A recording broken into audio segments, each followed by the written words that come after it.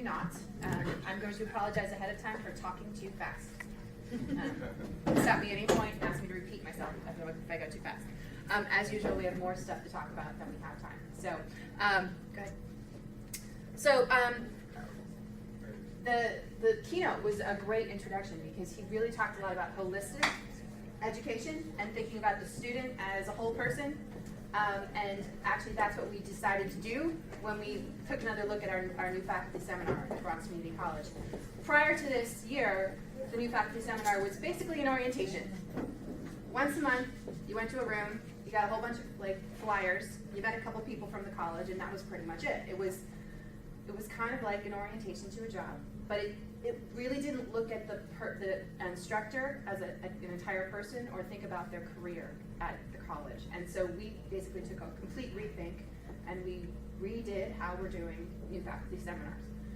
And so now it's a year-long program, and we've added a whole number of components. Go to the next one. We address the thing that the instructors are thinking about right away, that when they come into classroom that first semester, they're freaking out about getting teaching done, right? So we hit the semester milestones. How do you do grades? How do you do advisement? All the things that they're really worried about.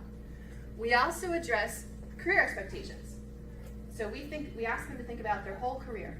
You've gotten a job. Now what are you going to do with that job? What are the things you can do? What are the things you need to think about? We look at pedagogy, and we actually have them explicitly exploring pedagogy in their classroom and in discussions with each other. We have them actually do assessment in their classrooms, and they build assessment projects, which Shylaja's going to talk about. And we look at it as an opportunity to really build community among the faculty and build community on the campus. Technology is an integral part of this. Prior to this, in an orientation, we never really talked about technology. You might find out where Wanda was and who to go talk to if your email wasn't working, but that was pretty much it. We really didn't talk about instructional technology or anything else. In our seminar, we use our technology as a way of reaching and working with our faculty. So we have faculty mentors, that's the three of us. We have technology mentors, that's Mark and Albert, who are both integral in getting this particular conference off the ground, and Delvar, who you've seen around here in one of those red shirts. And then, of course, all the new faculty. So the faculty who participate in this are full-time faculty members who were hired to start in either the fall of 2014 or the spring of 2015. Here's something. There they are.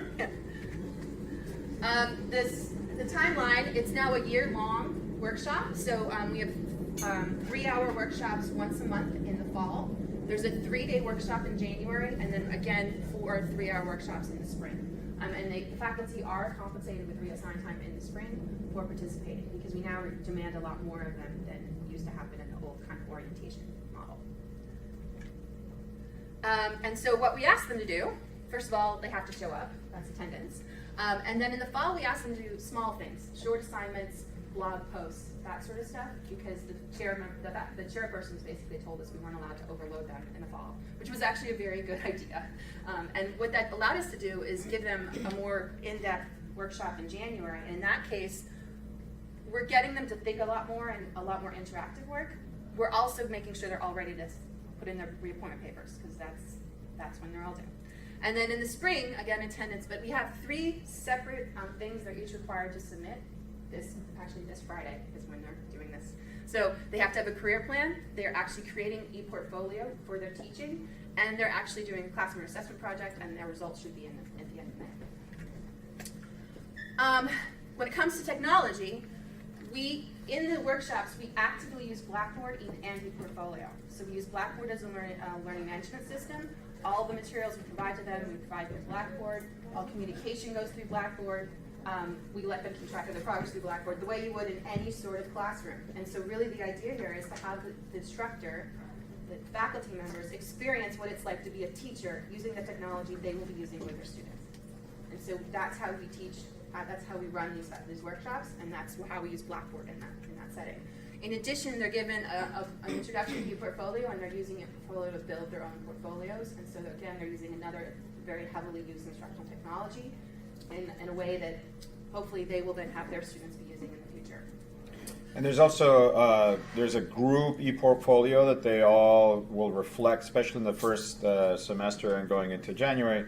they reflect on readings and conversations that they've had face-to-face that continues on online. So they engage in the way that you might have a student engage in discussions. In addition, we provide guidance on all the other technology they run into as a faculty member at CUNY. Everything from our local system, OSIS, which is being phased out, to CUNY First and the portal and the libraries, which of course are, each of those has its own separate sign-on right now. Then all the other specific things about how to duplicate materials and how to deal with the PPS on campus and how to use the calendars from the various different systems. So all that sort of stuff that you run into and you often find yourself floundering, we try to help orient them. So if you go to the next one. So, right, Blackboard and ePortfolio, go ahead. Our Blackboard site and our group ePortfolio site. So one of the things we've done is provide these kind of really short one-page sheets to help them find stuff. So it looks very, very busy. I understand you can't read it. The top is all the things they need to know their password for. Unique logins and passwords. This one is the systems that are unique to BCC, that use the BCC sign-ins. And then these are all the other things they might need. How to get New York Times. How to get all the stuff you get on individually through your email system, or someone might send out a memo and you're supposed to remember all of those different memos. We've compiled them so they're in one easy place to find for the faculty, so they're not floundering trying to find these things, so they're aware of them. So the semester milestones I mentioned, how do you make sure that the faculty member understands all the things they need to do their first semesters on campus?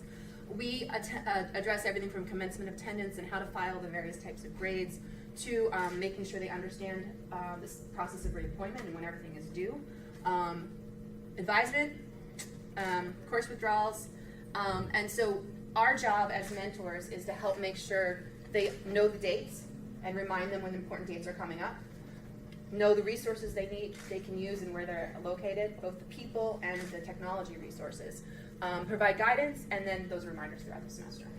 So for example, this is a semester milestone that basically covers the whole spring semester, and it has all the important dates. It's color coded. You don't have to know why the color coded. There's a key at the bottom, and it tells them which ones they're responsible for, which ones the students are responsible for, which ones they should remind people about, that sort of stuff. And so each semester there's a new one with updated dates.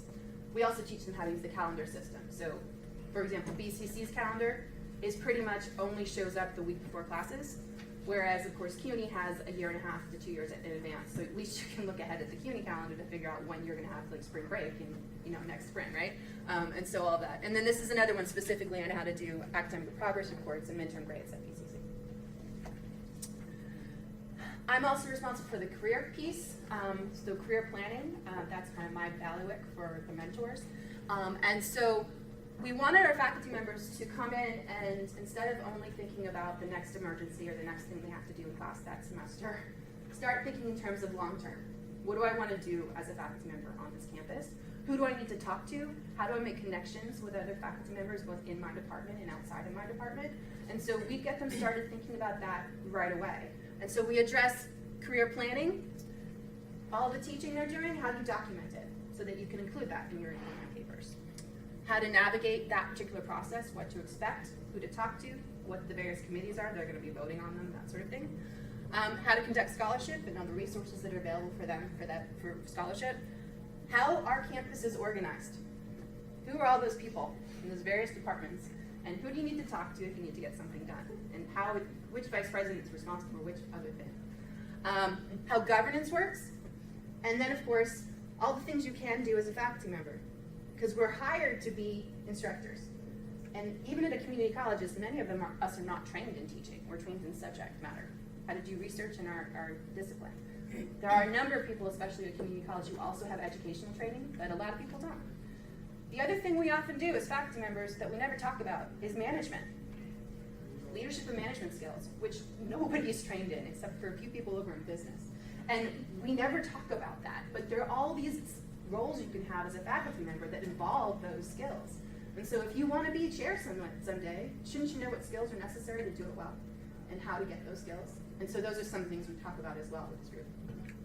And so again, another one of my one-sheeters. This is specifically on how to navigate reappointment, tenure, and promotion. It's got the committees that are going to vote on the person, who the chairpersons are, so they actually know the names of the people who are going to be passing judgment on them.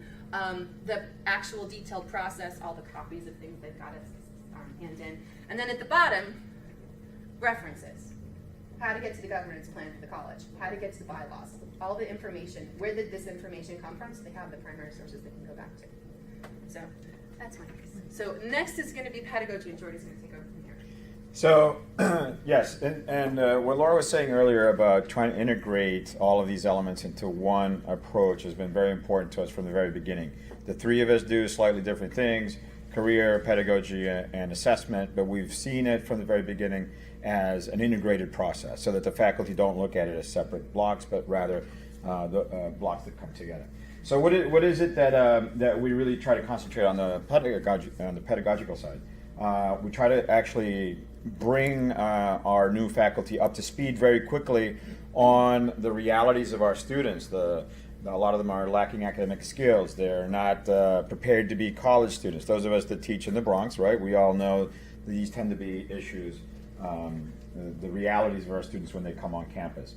And at the same time, our students are very intelligent in different ways. Sometimes their experiential intelligence, as I like to call it, is often very high. So how do you actually take them from being people that consider themselves to be, in many ways, either failures or have the high potential for failure in society? How can we take that and turn our students into confident and successful students? We actually have developed over a number of years, a number of us here in the Bronx, or at Bronx Community College, a number of pedagogical approaches. And when we thought we were about approaching new faculty seminar, we thought rather than deal with faculty as faculty, why not deal with them as what they really are? And that is students in the life of academia, right? And so at that level, our pedagogical element really concentrates or sort of looks at our faculty as students. We take them through similar experiences that we take our own students at BCC through. And so one of the big things a big obstacle that we have to fight constantly at BCC is the issue of failure. Students fail in class for a different number of reasons. Sometimes, and I would say mainly because of a lack of confidence, but sometimes it's a form of resistance. Sometimes it's definitely a cry for help, as I have up here. But we actually want to take failure and have it become the beginning of a new process of learning, so that you can actually digest what failure has meant to you and build from it instead of just dropping out, which is what a lot of our students will do unless we help them along. So when we look at faculty, we do try to teach them as students. We want to take them through some of the same thresholds of learning that we want to take students through so that they can become confident and effective community college faculty. We want them to become engaged in active learning, high impact active learning strategies that we have workshops on for our already established faculty at BCC. We want our new faculty to actually accept this and engage in these strategies from the very beginning, so that it becomes part of their culture as faculty. I like this notion of always being in a liminal state, the uncomfortable state of learning. So you're not really truly comfortable as a faculty member. We're bombarding them with a lot of new ideas and putting them in situations that make them feel slightly uncomfortable, because that's when your brain is moving the fastest and trying to, keep you alive, let's say. This liminal state is critical to approaching faculty, I think. Otherwise, they just look at you as somebody that is passing information on to them.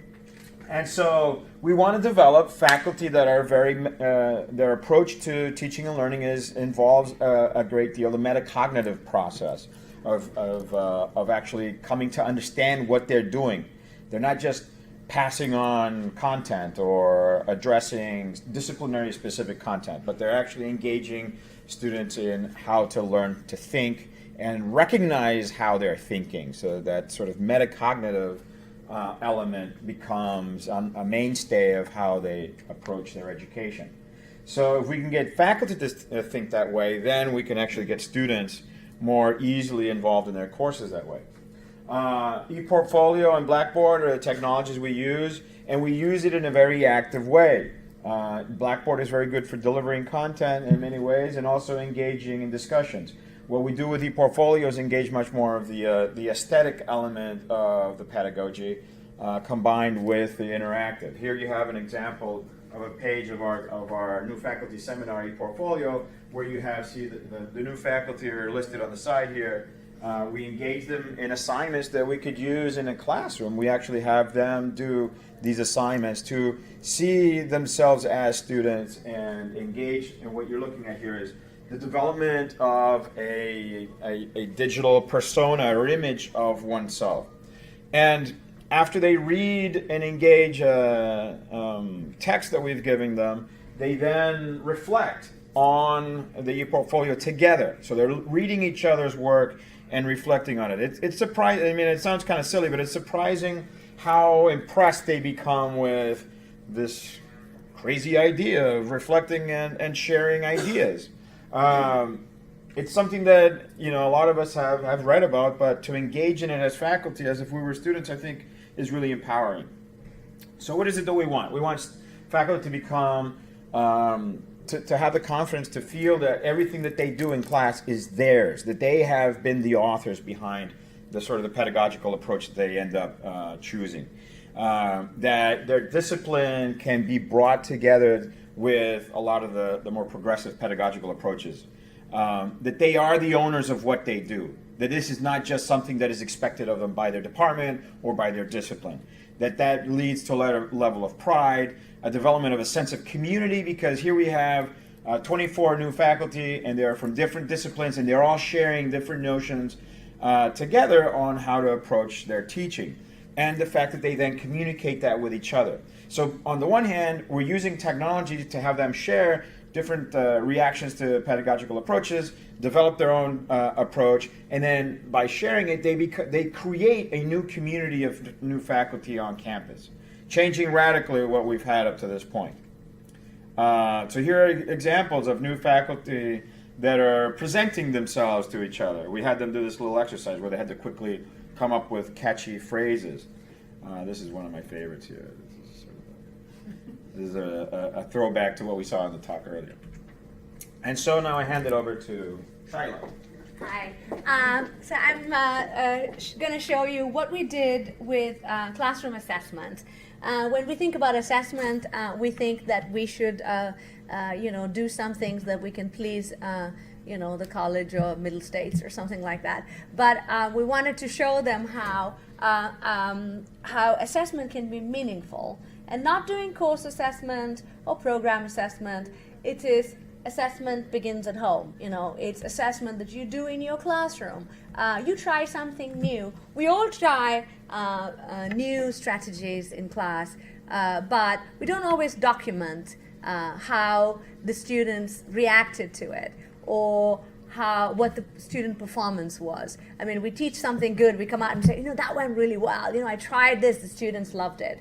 But we don't document it. So one of the things we wanted to get them started right at the beginning was to get the new faculty in the habit of planning an assessment project, a small assessment, even if it's something small like, let's say you're trying a flipped classroom, or the threshold concepts that Jordi was just talking about, scaffolding, or writing to learn as a learning skills development. Any strategy that you try, and I think all of us try something creative all the time, and teaching is a highly creative process.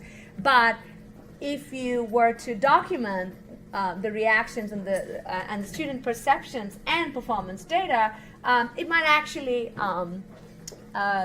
give you allow you to understand how well the students perform and plan for the future and try something different. So here's what we did. It was a classroom assessment project was actually proposed by Patricia Cross, I think in the 80s, and she wrote a book called Classroom Assessment Project. And she actually outlines how to plan a little classroom strategy, not a big course assessment or anything, but just with your own learning outcomes. So one of the things, so we started with, I showed them how to use learning outcomes. Come up with learning outcomes. How do you write a learning outcome if you didn't know how to do it? What are your expectations? What do you expect? Is it 70% of the students do well, or 60%? How do you come up with a benchmark? Collecting data, and before you collect data, what is your assessment vehicle? What are you going to? You try something new in class. How are you going to test it? What are you going to use to test it? Is it an exam? Is it a quiz? Is it an oral presentation? So pick your assessment vehicle even before, when you're planning, pick your assessment vehicle. So I'm going to try this. So how do I know that they got it? Or how do they do well? And then the assessment tool, am I going to use a Scantron? Or are you going to use a rubric? What are you going to use? Or just hand grading? So that's what they did. So we did this in January, and then in last few weeks ago, a couple of weeks ago, was it last week? 2 weeks ago. 2 weeks ago. Okay, 2 weeks ago, we actually had our new faculty present their classroom assessment projects that they had tried in the classroom. This is just a small sample. We actually had quite a number of them. We'll show you the numbers in a second. There were different things that they tried in the classroom, used a flipped classroom, they used community building. So they tried different things, but each one of these had elements that I just talked about. They used the camp planning, they identified learning outcomes, they designated a benchmark, they had an assessment vehicle, they had an assessment tool, and they showed how everything worked. Many of these results are, of course, preliminary because they just started using them. But what was significant about this was that almost every single faculty member who had developed this, when I talked to them, they said, "Oh, this is great because we could use this, to expand when we." That's the whole point, is for us to get them started on something, so that when they move on to the second year, they'll be like, yeah, you know what, I started this, I could expand this, I know where to fix it, and and when people talk about assessment, they don't have to cringe. They can think, this is meaningful, and the most important thing about assessment is that if it's meaningful. If it's not meaningful, don't do it. So that's. Oh, we have 1 minute. Okay, so let me do the numbers really quick. 26 faculty members began in the fall. 24 faculty are still participating. 21 participated in the pre-surveys. And 20 faculty members attended each of the workshops. And 21 of the new faculty members participated in the BCC's Faculty Day poster session. Is that the end? Oh, Keep going. On average, 19 faculty members completed feedback forms for each of the workshops. And 64% said that they were very helpful. This is our assessment, of how things went. And only 0.2% said that something was not helpful. So there they are. There's their feedback from teaching. They like the hands-on work, setting up rubrics and assessment and grading. The connections to the e-portfolio were great.